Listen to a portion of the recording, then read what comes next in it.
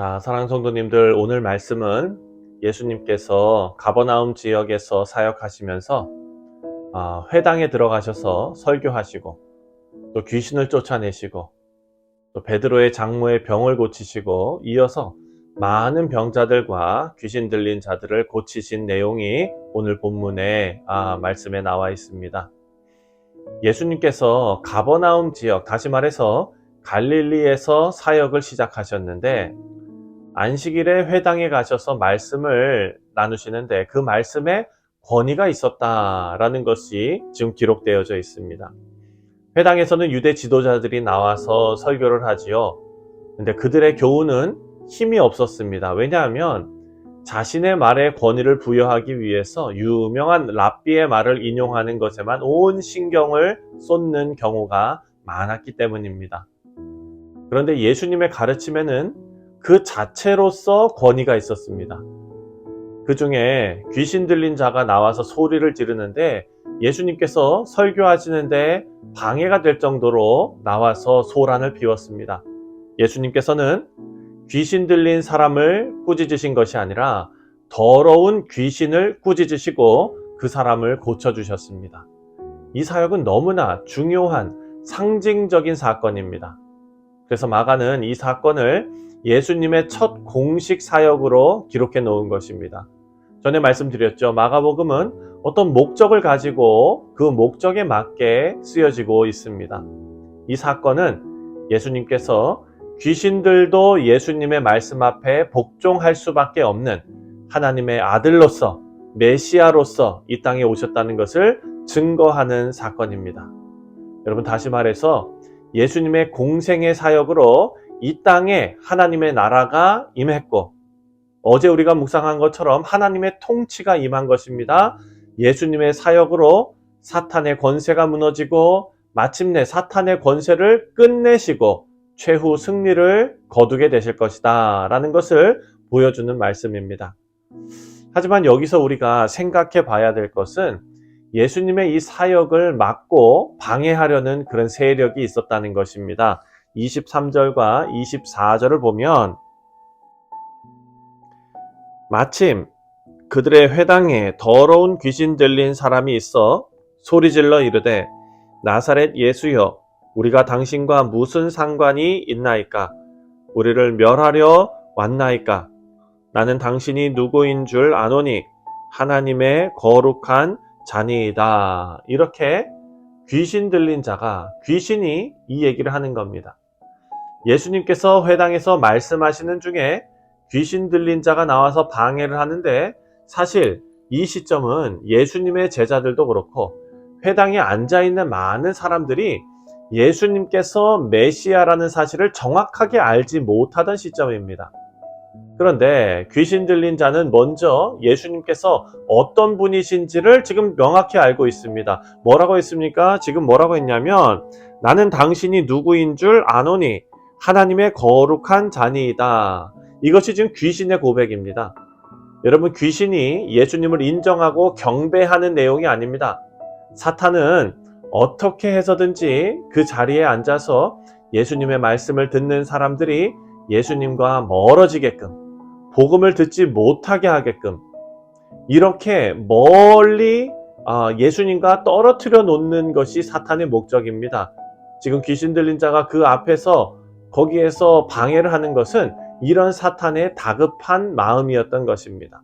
우리 사랑하는 성도님들, 사탄은 어떻게 해서든지 믿음의 백성들이 하나님의 교회가 영혼을 구원하고 하나님의 나라를 위해서 헌신하는 것, 이 모든 것을 방해한다는 사실을 우리는 꼭 기억해야 합니다. 정치 권력을 이용하든지 사회적인 분위기를 이용하든지 문화를 이용하든지 심지어는 교회의 분위기를 어지럽혀서 하나님의 교회가 힘써 주님을 예배하고 복음이 증거되는 일에 힘쓰지 못하도록 방해하는 일들이 오늘날도 많이 일어나고 있습니다. 우리 모두가 하나님의 나라를 위해서 또 주님의 뜻에 순종하여 하나님께 쓰임받는 일에 악한 사탄이 틈타지 못하도록 우리 자신과 가정과 교회를 위해 기도하시면서 회당에서 말씀하시는 예수님께만 집중해야 되는 것처럼 우리 안에 역사하시는 하나님께만 집중하시는 우리 뉴욕 성실 장로교회 모든 성도님들 되시기를 주님의 이름으로 축원드립니다. 자, 이어서 예수님께서 베드로의 장모가 열병을 앓고 있었는데 그 병을 고쳐주신 사건이 나옵니다. 30절과 31절입니다. 30절, 31절. 시몬의 장모가 열병으로 누워 있는지라 사람들이 곧 그 여자에 대하여 예수께 여짜온대 나아가사 그 손을 잡아 일으키시니 열병이 떠나고 여자가 그들에게 수종드니라. 아멘. 자, 시몬 베드로의 장모가 열병이 났다고 기록하고 있습니다. 그런데 이 열병이 어떤 병인지에 대해서는 해석이 분분합니다. 그런데 누가 이 장면을 기록한 것을 보면 여러분 누가복음 4장에도 이 장면이 나오는데 예수님께서 이 열병을 꾸짖으셨다라는 표현이 나옵니다. 여러분 누가는 우리가 잘 아는 대로 의사입니다. 의사는 병을 의학적인 측면에서 바라봐야 할 텐데 그런 누가가 이 병의 원인을 사탄의 방해로 본 것입니다. 그래서 어떤 학자들은 이 베드로가 예수님의 제자로서 모든 것을 다 버리고 예수님을 따라가지 않았습니까? 그래서 베드로의 장모가 그 일에 화가 났다라고 해석하는 경우도 있습니다. 생각해보면 그 해석이 맞든 안 맞든 그 상황을 보면은요, 베드로는 그 가정을 책임져야 할 위치에 있지요. 장모 입장에서는 자신의 사랑하는 딸을 책임지고 또 경제활동을 하고 보호해야 할 이 사위가 모든 것을 다 내팽개치고 예수님을 따른다고 나가는 것에 분노를 느꼈을 수도 있습니다. 장모의 열병이 화병이든지 아니면 풍토병이든지 어떤 열병이든지 상관없이 예수님께서는 지금 그 병을 꾸짖으시고 베드로의 장모를 고쳐주셨습니다. 회당에서는 더러운 귀신, 그러니까 영적인 것을 예수님께서 권위로 명령하시고 쫓아내시고 고쳐주셨다면 이제는 육신의 연약함을 예수님께서 고치셨다라는 것입니다. 그때나 지금이나 인간의 생각은 하나님의 크신 생각에 미치지 못합니다. 만약에 베드로의 장모가 예수님께서 하실 인류를 구원하시는 그 놀라운 사역을 아마 조금이라도 이해했다면 베드로가 그 일에 택함을 받았다는 것, 자기 사위가 그 놀라운 일에, 그 위대한 일에 택함을 받은 사실, 제자가 됐다는 사실을 영광으로 생각했을 것입니다.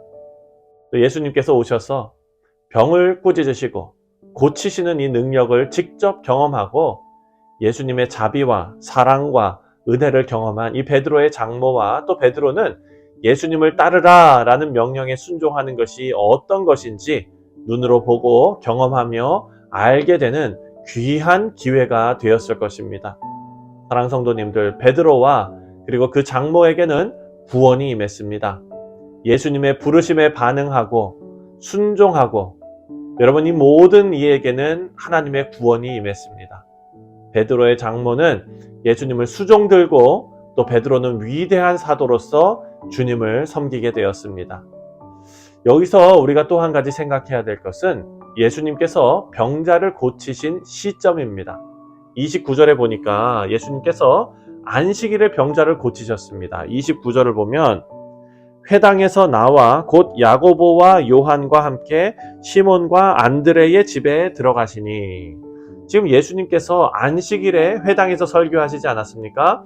그 안에서 귀신을 쫓으셨습니다. 그리고 회당에서 나와서 베드로의 집에 들어가셨는데 거기서 베드로의 장모를 고치신 것입니다. 그러니까 예수님께서는 안식일에 병자를 고치신 것이 됩니다. 우리가 잘 아는 대로 3장에 가보면은요, 마가복음 3장에 안식일에 병자를 고치는 것이 괜찮은가라는 논란이 일게 됩니다. 하지만 32절부터 34절에 나오는 말씀을 보면 예수님께서는 온 동네에 귀신 들린 자들, 모든 병든 자들, 많은 귀신을 쫓아내시고 고치시는 그런 일을 안식일에 하셨습니다. 그런데 이렇게 많은 사람들이 예수님을 언제 찾아왔냐면 32절을 보니까요. 32절에 저물어 해질 때에 모든 병자와 귀신 들린 자를 예수께 데려오니, 저물어서 해질 때 데려왔습니다. 예수님께서 오셨다는 얘기, 귀신을 쫓아내셨다는 얘기, 이 얘기는 아마 삽시간에 그 작은 동네에 다 퍼졌을 것입니다. 그런데 정작 귀신 들린 자들, 그리고 병든 자들이 안식일을 범하지 않기 위해서 해가 저물고 나서 왔다라는 것을 우리가 알 수 있습니다. 예수님께서는 베드로의 장모를 고치시는 일을 안식일에 하셨는데, 그 일을 하시는데 아무런 거리낌이 없이 하셨습니다. 정작 병자들은 자신의 병을 고침받는 일에 안식일을 범하지 않으려고 해가 저물어서 예수님을 찾아왔다라는 것을 오늘 본문이 알려주고 있습니다. 여러분, 이 장면에서 우리가 알 수 있는 것은 예수님께서는 안식일의 주인이시다라는 사실입니다. 예수님께서는 안식일을 성취하신 안식일의 주인이십니다. 우리 사랑 성도님들, 본질에서 벗어난 인들은 우리가 예수님께 나아가는 것을 방해할 때가 많습니다. 우리 모두가 신앙생활에서 비본질적인 것들에 신경 쓰면서 정작 예수님을 놓쳐버리는 어리석음이 없기를 바랍니다. 그리고 오늘 말씀을 묵상하시면서 우리 신앙생활에서 가장 중요한 것이 무엇인지, 여러분, 내가 구원받는 것이 가장 중요한 것 아닙니까? 내 병이 고침받고 정말 귀신 들린 자가 예수님의 이름으로 자유케 되고 예수님을 만나는 일, 그것이 가장 중요한 것 아닙니까? 그럼에도 불구하고 비본질적인 것에 얽매여 있었던 사람들을 우리가 바라보면서 우리 뉴욕 성실장로교회 모든 성도님들은 우리 신앙생활에서 가장 중요한 것이 무엇인지 다시 한번 깨닫는 우리 모두가 되시기를 주님의 이름으로 축원드립니다. 기도하겠습니다.